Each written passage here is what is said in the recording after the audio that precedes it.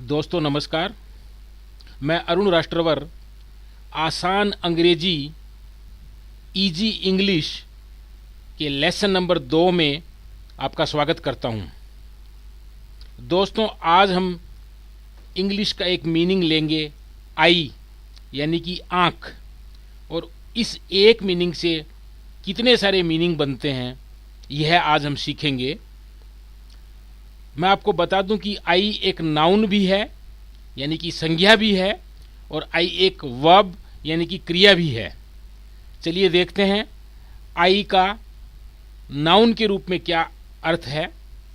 आई का मतलब है the organ of site, power of seeing, चक्षु दृष्टि की क्षमता या छोटा छिद्र, इसको हम आई बोलते हैं।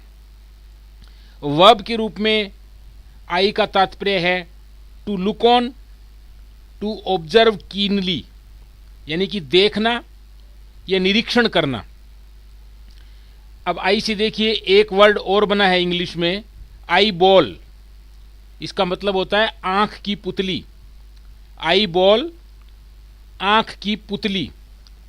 इसी तरह से एक मीनिंग और देखिए, आई बीम यानी दृष्टिपात। आई बीम, ग्लैंस ऑफ आई यानी कि दृष्टिपात। अब आई से एक शब्द और बना है आईब्रो। आईब्रो नाउन है, आप जानते हैं इसका मतलब भौं, the hairy arch above the eye. Eyebrow माने भौं या भ्रू भी कहते हैं इसको।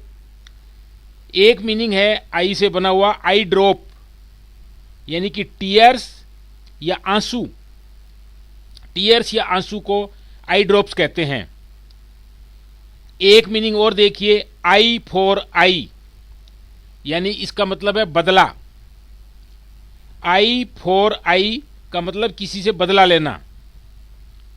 एक मीनिंग और देखिए, आई ग्लास,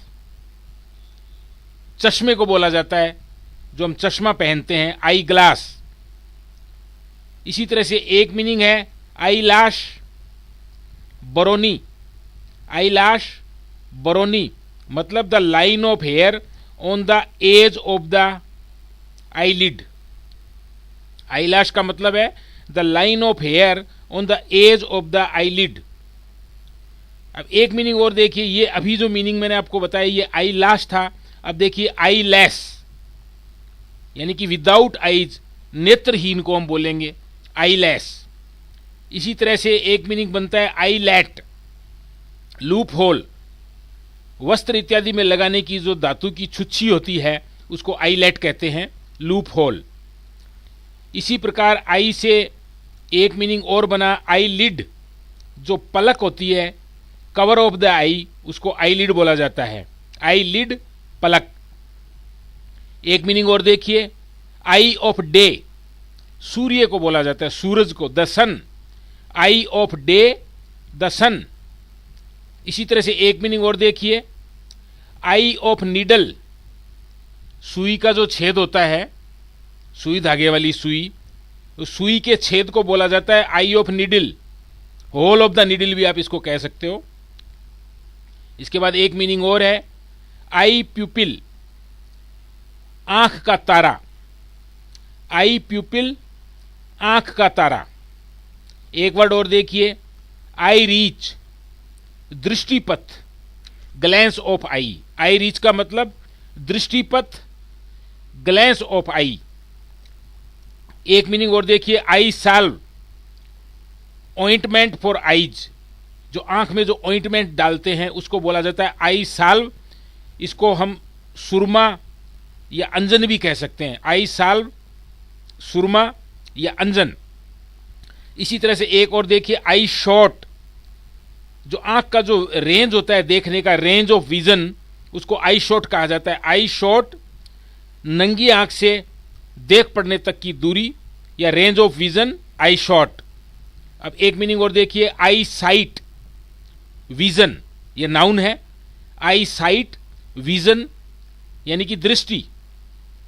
एक मीनिंग और देखिए, आई सोर, समथिंग ऑफेंसिव टू द आई तो उसको आई सोर कहेंगे, यानी कि आंख का कांटा, या कोई चक्षु रोग, आंख का कोई रोग हो तो उसको भी आई शॉट कहेंगे। एक मीनिंग और देखिए, आई टूथ, नुकीले दांत को आई टूथ कहा जाता है, नुकीला दांत आई टूथ।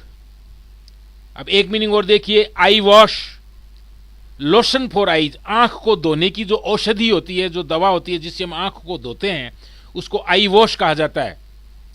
आई विंक, जो कटाक्ष किया जाता है। आई विटनेस, प्रत्यक्ष जो साक्षी है या गवाह है, जिसने आंखों से कोई अपराध या कोई चीज को होते हुए देखा है, कोई घटना को होते हुए देखा है, उसको कहा जाता है आई विटनेस।